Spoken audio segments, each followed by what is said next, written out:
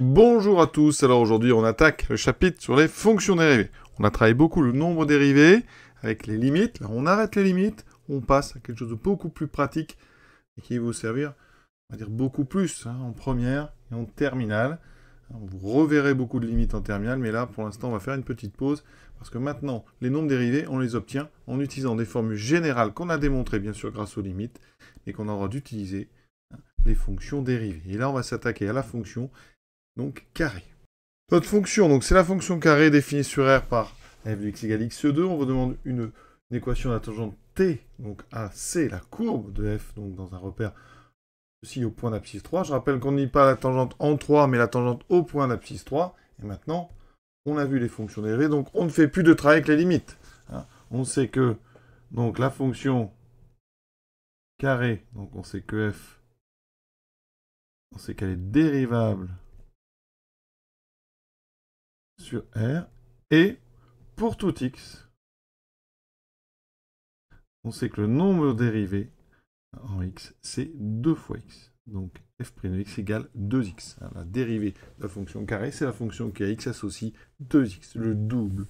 Donc ça veut dire qu'ici, on cherche une équation à tangente en 3. Je rappelle que l'équation de t, ça sera y égale f' de 3 fois x moins 3 plus f de 3. Ça, c'est le cours. Je rappelle ici l'équation générale de la tangente au point d'abscisse petit a. Donc là, j'ai appliqué ça pour petit a égale 3. Je calcule rapidement f de 3. C'est donc la fonction carrée, donc f de 3 égale 9. Le nombre dérivé en 3, on a dit que c'était 2 fois x. Donc ici, ça fait 2 fois 3, 6. Ça veut dire que t a une équation réduite sous la forme 6 fois x moins 3 plus 9. Je développe rapidement. Y égale 6x, 3 fois 6, 18, donc moins 18 plus 9, moins 9. On encadre notre résultat. On a terminé la première question. Vous devez comprendre, donc, à partir de maintenant, quand on va avoir à calculer des nombres dérivés, on ne passera plus par la limite si on sait trouver l'expression de la dérivée par un autre moyen, c'est-à-dire par les formules qu'on va apprendre par cœur. Ça donne ceci comme courbe. Donc en orange, la courbe de la fonction carré, cette fameuse parabole dont le sommet est l'origine, et la tangente au point A, d'accord. Et on remarque ici que donc, évidemment que la tangente coupe la parabole au point d'abscisse A, mais après, elle ne la recoupe plus a priori, et la parabole est toujours au-dessus. Eh bien, on va démontrer ça dans les deux questions qui suivent. Pour étudier la position relative entre deux courbes, on fait une soustraction. Toujours, la courbe ici, orange, c'est la parabole, donc son équation c'est y égale f de x, et pour l'autre, la tangente, équation y égale 6x moins 9, on fait donc la différence, f de x moins 6x moins 9. Et on étudie ceci. Alors, combien vaut f de x moins 6x moins 9? C'est donc x carré moins, je enlève les parenthèses, 6x plus 9. Ici, c'est un trinôme second degré. Pour ceux qui ne reconnaissent pas ici une identité remarquable, on peut passer par le discriminant, et vous allez trouver que delta est égal à 0, et avec une seule solution x0 qui vaut 3. Tout simplement parce que la factorisation, c'est x moins 3 au carré. Donc si vous ne le voyez pas, ça n'est pas grave, votre delta vous rappellera que c'est un carré, et vous trouverez x moins 3 au carré. Conclusion, le signe.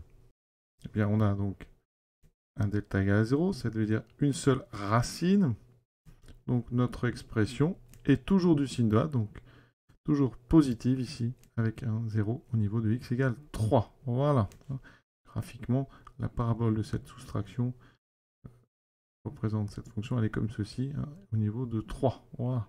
On a une parabole qui affleure, qui est tangente en fait, pardon, point d'abscisse 3, tangente à l'axe horizontal.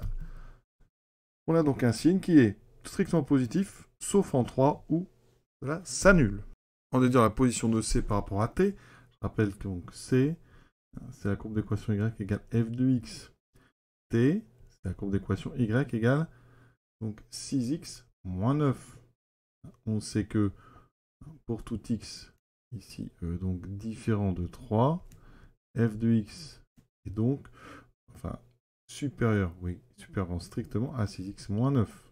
Autrement dit autrement, f de x moins 6x moins 9 est strictement positif. Donc, ça veut dire que f de x est strictement plus grand que 6x moins 9, partout sauf au point d'abscisse 3. Ça veut dire que CF, la courbe de f, donc C est strictement au-dessus de t, sauf, bien sûr, au point A, où les deux se coupent. Elles se coupent ou elles sont confondues.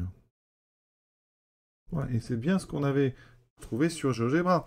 Une parabole qui est toujours au-dessus de la tangente. Et ça, vous verrez, pour ceux qui feront terminer spécialité maths, une propriété qui s'appelle la convexité de la fonction carrée. La courbe de la fonction carrée est toujours au-dessus de ses tangentes. On peut le vérifier partout. Chapitre donc, je pense début d'année, convexité. Pour notre exercice, c'est terminé. Je vous souhaite une bonne fin de journée à tous et à bientôt.